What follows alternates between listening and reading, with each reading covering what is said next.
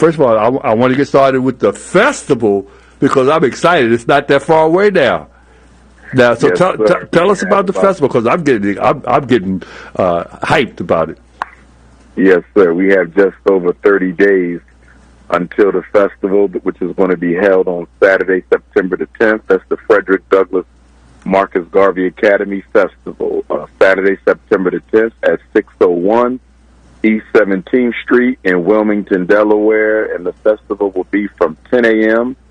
until 8 p.m. We have instrumentalists. We have a brother who's going to play the guitar. We have another brother who's going to play the trombone.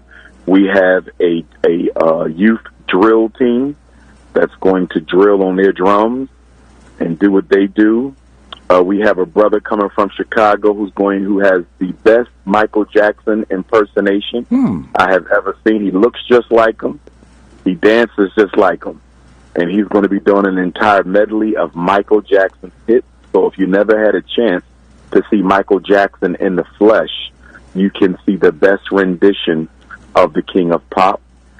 We will also have the Universal African Dance and Drum Ensemble. Gil Scott-Heron's band may be there. We also have another band coming down from Long Island, New York. It's just going to be packed. We also have a fashion show again, and I will be getting married. Wait a minute, you're not getting married again to 2 more women, are you? Getting married again. 2 more queens, Robert David. 2 more queens. But we want everybody to know that the wedding is a fashion show wedding. It's not an actual legal marriage ceremony. Because you know how much controversy was stirred up last year.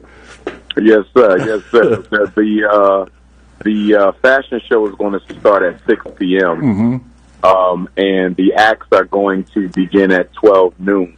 And it's just going to be a great day. We have games for the children again. We have more T-shirts, more giveaways. There's going to be a red, black, and green FDMG pillow raffle that's going to be free for those who register online. We have vendors. I think we're going to have more vendors than last year, more food than last year. It's just going to be a great, great day, Saturday, September the 10th. And this is going to be our last festival, Bobby David, until the school is renovated. That's a decision that we had made. I really thought the school would be renovated this year. Unfortunately, as I shared last time on your show, we got scammed by another black contractor. This time it was a plumber who scammed us. Did the work until he got the money, and then when he got the money, he never finished the job. So, so there's no need to do any more festivals after this year if the Marcus Garvey building isn't done. So that's where we are with that. But I'm looking forward to it. We want everybody to come out, especially our donors and supporters from all around the country. Bring your children. We have an entire section of games for children, so please bring your children. But we're very much looking forward to it. A lot of work goes into it. And Saturday, September the 10th is going to be the day. Please register. If you don't register, you get nothing for free. I want to say that again. If you don't register, you get absolutely nothing for free. FDMGfestival.com. If you want to be a vendor, FDMG Vendors with an S, FDMGVendors@gmail.com. There's no more room for performances. We already have more people who are going to be taking the stage than we can handle. But it's going to be a great, great, great, great day. Make sure you donate to the FDMG Academy. We don't make money off this fest. We lose money off this fest. But we do it for the love of the people who've been supporting us during this 8.5-year journey. So go to your Cash App, $FDMG School. Again, on your Cash App, $FDMG School. And on your PayPal, paypal.me/FDMG Academy. September 10th. I can't wait for it to get here. Me too. And I know you don't make money off of this because you give away so much. The swag bags that you give away cost a lot in of itself. Yes, they do. Wow. Yes, I still got my swag bag. I got the whole thing. You know, it's like a collectible now. You know how they have like baseball collectibles and all that. I got it. I got it in my trophy case. It's a collectible. So that 30 years from now, they'll say, "Wow, that's really worth something. That's valuable." Indeed, absolutely. And we're asking folks who came last year, wear your wristband from last year. Oh yeah, okay. Those who wear their wristband from last year will be entered into the special raffle to get the pillow. Wow, I got my wristband and my cup, my T-shirt. Man, I'll be wearing that T-shirt out, and I don't even think I washed it yet. I appreciate it. I'm saying, paraphernalia coming this way soon as well.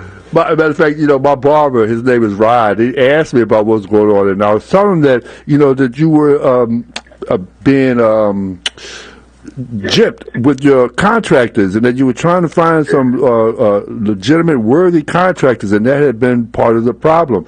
Because I know that people be wondering, and I say, look, man, I don't care how long it takes. If it don't happen this year, maybe next year. If not, then I don't care. It's the fact that you are making the attempt to open it up, which means so much to me. Who else is making this attempt? Who else is going out that far to try to make something for our boys and girls so they can have a much better future? So if it don't happen this year, happen next year, just keep going till it do happen.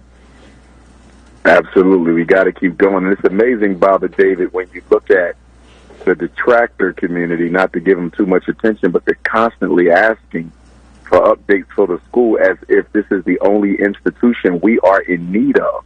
This is not the only institution we are in need of. This is one school that's going to serve a limited amount of children. Mm-hmm. Yes, we'll be the only black independent school that can serve children in 4 states. Yes, we will be the largest independent black school campus in the country, but we're still just one operation. We need schools everywhere. We need banks everywhere. We need hospitals everywhere. We need supermarkets everywhere. We need distribution networks everywhere. We need business incubators everywhere. We need a manufacturing sector to put black people to work to make the things that we need to survive as a people. We need them everywhere. People are standing around watching us do what we're doing with FDMG when they should be busying themselves with trying to create another relevant institution that the community needs. There's so much that has to be done. No one should have time sitting around watching DrUmarJohnson's every move.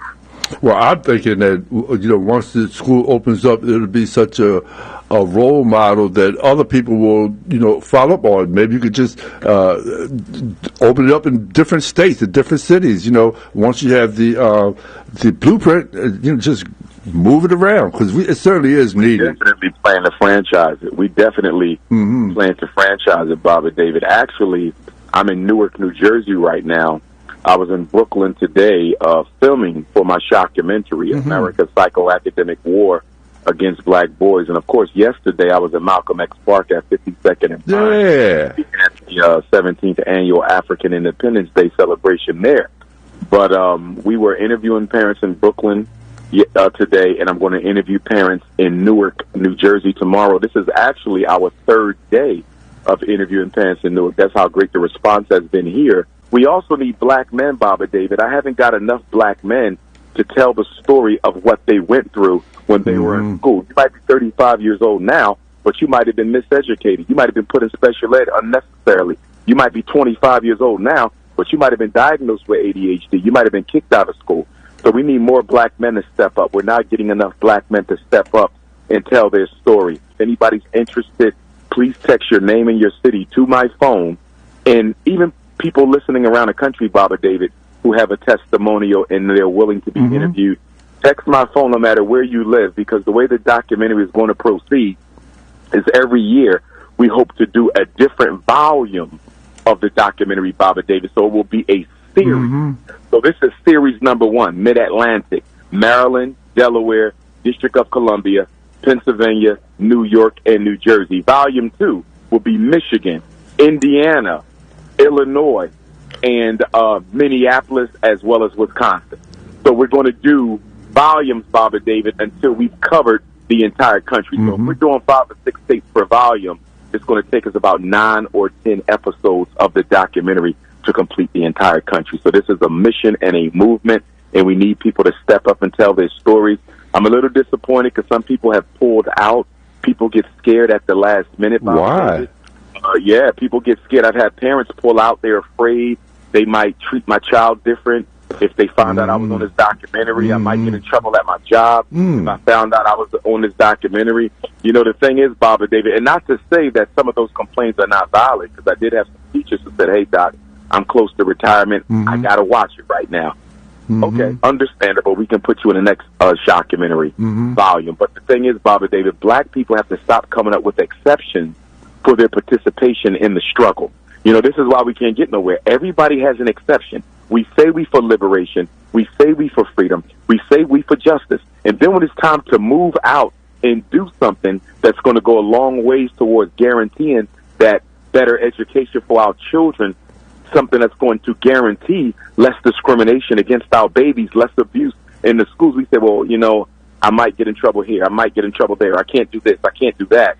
We got to watch that, because that's why we don't get nowhere, because everybody has conditions for their participation in liberation. Well, guess what? When you're truly interested in the liberation of your people, you don't have no damn conditions. There are no conditions. Harriet Tubman didn't have no conditions. Nat Turner didn't have no conditions. George Jackson didn't have no conditions. Denmark Vesey, Gabriel Prosser, Emperor Dessalines, Kasatla Overture, Deedon Kamasi of the Land and Freedom Army in Kenya. They didn't have no conditions. Whatever it takes to win, that's what we will do. Negroes got a whole bunch of conditions. And that's why, and if you can't stand up for a documentary, I mean, if you can't even speak out about the truth, Bobby Davis, the truth, you damn sure ain't going to do nothing about the truth. But so many people have backed out on me. Even today, we had some people who chose not to show up at the last minute. People are scared to tell the truth about what is happening with their children. And that is why I am more determined than ever to see this documentary through. The documentary, just like the school, Bobby Davis, are two projects that are a long time coming. But if everything goes well, the documentary will be done around February, and we will have the first showing inside of the Emperor Dessalines and Prophet Nat Turner Gymnasium. That's the plan. Black History Month, 30 days, 30 nights of programming, which will include the grand opening, the grand viewing, the grand showing of the documentary, America's Psychoacademic War Against Black Boys. Back in the days, you know, we weren't afraid to talk about revolution. We weren't afraid to talk about black power. We weren't afraid to talk about love. They said, but then it had died out. And I said, well, it's time for us now to regurgitate some of those same sentiments, you know, because with the rise of white supremacy and the rhetoric that they have been espousing, why shouldn't we be able to say what we want to say, do what we want to do without fear of retribution? Because if they could talk what I consider them to be crazy, they can't say what we are saying is crazy, because what we say is the truth. Baba David, we have been psychologically handicapped by our oppressor, and that is our quagmire. We've been psychologically handicapped by our oppressor. One thing that makes the Black Revolution so unique in this country, Baba David, is we are probably the only group of oppressed people in the history of the world, and absolutely the modern world, and definitely the 20th and 21st century. We are the only oppressed group ever who never fought their oppressors for their freedom. This is very important in order to understand our predicament. We never fought the American white power structure for our freedom, not systematically. We fought with them. We fought with them in order to prevent an anarchy or a separate country from coming into existence on a civil war. But we never fought the government that enslaved us. We fought with them. So that's number one. Number two, which is related to number one, Baba David, the other issue that we have in our psychological handicap is we actually value the opinion that our oppressors have about us. And that is a very significant part of our situation, Baba David. We are still psychologically dependent upon white people for our validation. That approval. We buy a new house. When we get our master's or our doctorate, we have to get a house in the white suburb. We have to be around them to feel like we've made it. We have to buy all their expensive jewelry. Look at our buffoonery celebrities, our buffoonery hip-hop artists, our buffoonery comics, our buffoonery actors and athletes. They have to surround themselves with the most expensive thing that white people make. That is a form of validation. If I have to go and buy what you make, if I have to go and live where you live, if I have to go and marry your daughter in order to feel like I'm somebody special, that means I'm still dependent upon you for my validation. And Baba David, that's why the conversation about internal reparations is so important for us as a race. Because until we take care of the business of internal reparations, I don't even know why we're talking about external reparations. Because until the community has been healed, nothing put in it from the outside will benefit it. It's like going to the hospital for diabetes and heart disease, but but you won't change the way you eat. It doesn't matter what they do for you. It doesn't matter what medication they do for you until you are ready to change the way you think, feel, and behave. Nothing done to you from the outside. We keep on using governmental reparations as an excuse and a distraction from the fact that we are a $2 trillion people that nearly owns absolutely nothing. Baba David, what do we control? See, the difference between the Negro and all other races is they are obsessed with the accumulation of power. They are obsessed with the accumulation of power because they understand the only way you guarantee your children's children a fighting chance in this world is to be able to give them control of something, Baba Davis. Not to buy them a Mercedes, not to get them a Gucci bag or Gucci rag or Louis bag or some Jordans. That is not what matters in this world. What matters in this world is control of land, control of industry, control of institutions, control of government and economic systems. That's what the Chinese, that's what the European Jew, that's what the Anglo-Saxon, that's what the Arab, the Latino, the East Indian, that's what they're about. And all we want to do is surround ourselves with expensive, useless junk that makes us feel like we're more important than we are.